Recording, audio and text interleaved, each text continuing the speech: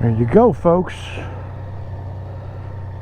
2019 Honda Goldwing Tour DCT. Ain't no clutch lever and stuff on this, no shifter. Just put it in drive and you go. You have paddles. I don't use them a whole lot. I do to gear down on the road to want to pass somebody or something, but for the most part, nope. Easy breezy Japanese. It's funny because it is Japanese. So. Okay, so my mileage is 21,151. It is 6:09 p.m. I'm using leg power to back out. Let my legs do a little bit of exercising. Here we go. This bike is dirty. I need to get this bike cleaned up.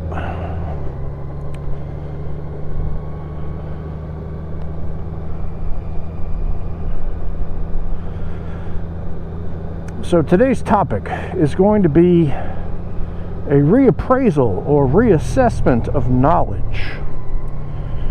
So what do I mean by that? Well, let me explain. For thousands of years, things changed relatively slowly. Practices were passed down from generation to generation with very little change. There were moments, of course, we changed from the Stone Age to the Bronze Age, Iron Age, then the Industrial Age, then the Nuclear Age, then the Space Age. Now those last changes, the Industrial Revolution, and then the Nuclear Revolution and the Space thing, these have all come very quickly, within the span of 200 years. And changes before that were significantly slower in coming. So if you were, let's say, if you were somebody alive in 1350 and you were a cobbler or a farmer, you would pass your trade or your family's activity, you'd just pass it down to the next generation, almost completely unchanged. And if the younger generation balked at any of it, you'd say stuff like, trust me, kid, I know what's what. I've done this before. You haven't. My knowledge and experience trump yours. So listen to me, learn from me. My knowledge is more valuable than your lack of knowledge, or you're thinking you have a different way of doing it. And of course that causes problems because people rebel against what's come before. And that's one of the ways change happens. Somebody says, well, old man or old woman, the way that you've been doing it since time immemorial, go ahead, you can, it's okay if you want to. No, you don't want to? I figured you're going to come over on me. No? All right.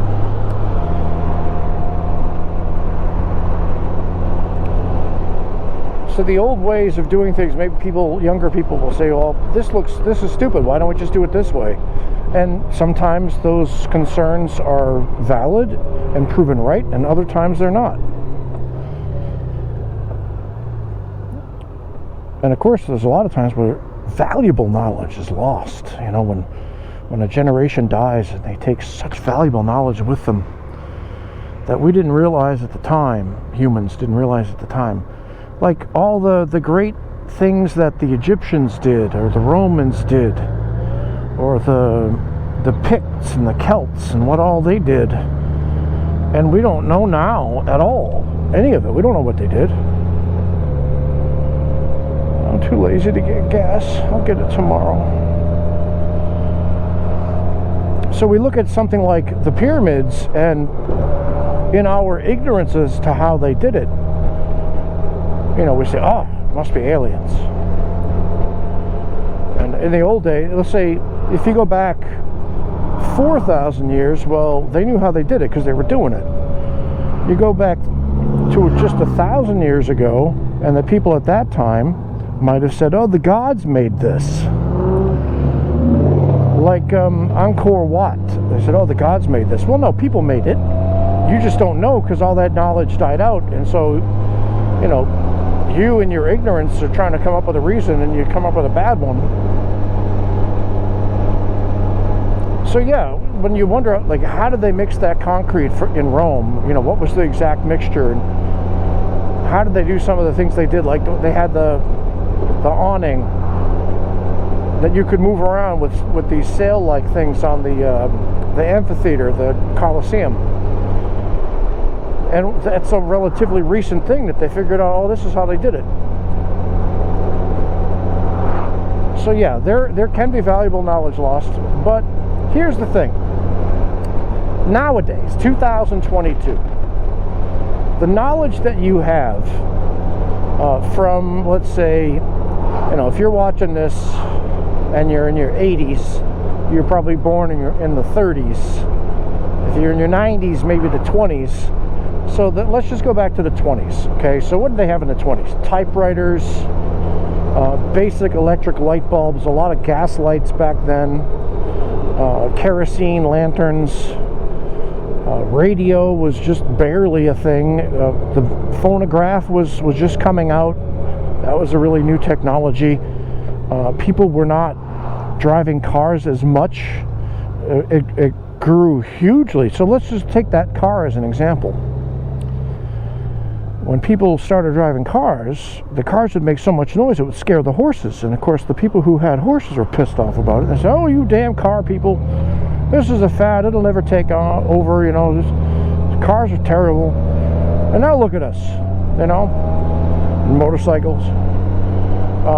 With electric lights, a lot of people wouldn't have electricity put in their house because, you know, the technology was so new, people would get electrocuted or the houses would burn down. I mean, that still happens today, but it's not happening in the millions and millions. So I imagine somebody back then would say, how, you know, this stupid electricity thing, this is a bad idea, and it's not going to take hold in this society. What the hell's wrong with a good old-fashioned whale oil lamp kind of thing? And we laugh at that now. You wouldn't seriously consider living a day-to-day life like they did in the 1920s or 1800s, like the Amish. And even them, you know, they're using cell phones and stuff now. So the knowledge that you have of that time, how to take care of an oil lamp, or how to do horsehair plaster, you know, and have those slats on the walls, those skills are now basically useless, except for a very small niche market. I learned Lotus, a kind of a spreadsheet software, back in 1989. That's worthless now.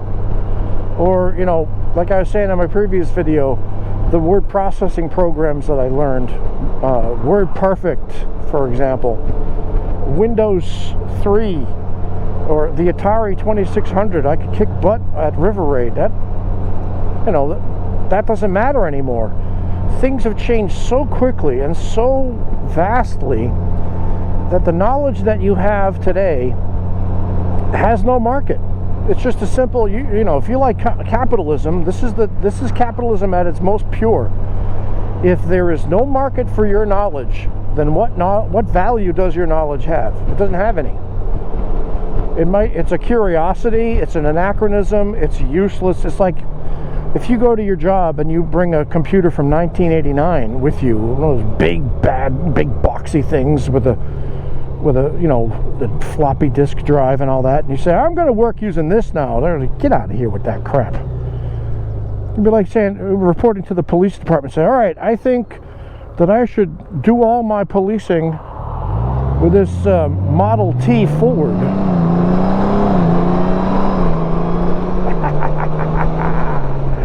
I love it, love it, love it, love it, power. So, yeah, the attitude that I remember when I was growing up, you always hear these older people say, you know, I was doing this when your daddy was in his diapers, or when you were popping pimples and finger banging Mary Jane Rottencrotch, you know, whatever the hell they were saying back then.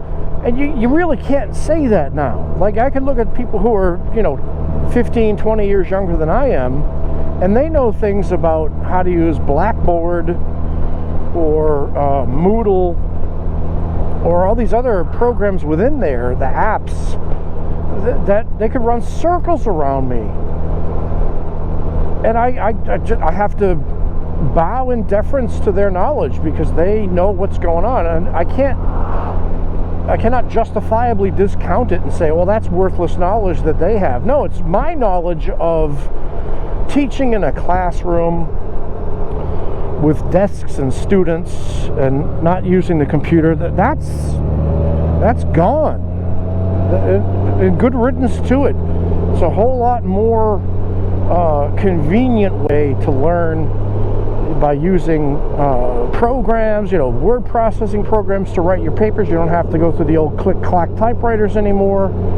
There's software you can use to help you communicate your ideas in a more interactive way with students. It's just all this technology has come up that has revolutionized the way we teach classes, especially since COVID, with hybrid classes and high flex classes where half the class is at home and the other half is in the room. And of course, there is still a place for the traditional model, and some people prefer that, and that's fine. But there are all these new ways now. So if I went back into teaching, because I'm administrating now, and I love teaching, but I'd have to learn all of that. In a way, it'd be like starting over. And I was despairing before about starting over. I thought, you know, I'm 51. I know that's not that old, but you know, how can I market myself as anything other than a professional educator with, you know, 20, almost 30 years of experience now in second language acquisition and teaching and community college administration? And how can I market myself in any other field without having to start completely over from scratch, start at the bottom? And what would I even do? You know, that's what I was thinking. Or even if I moved to another state, I'd have to kind of start all over again. I don't want to start all over again. At least that's what I thought. And then I had an epiphany. So I'll wait and tell you what the epiphany is in my next video. So this is Mike Haley 7 saying, talk to you later, and stay safe out there.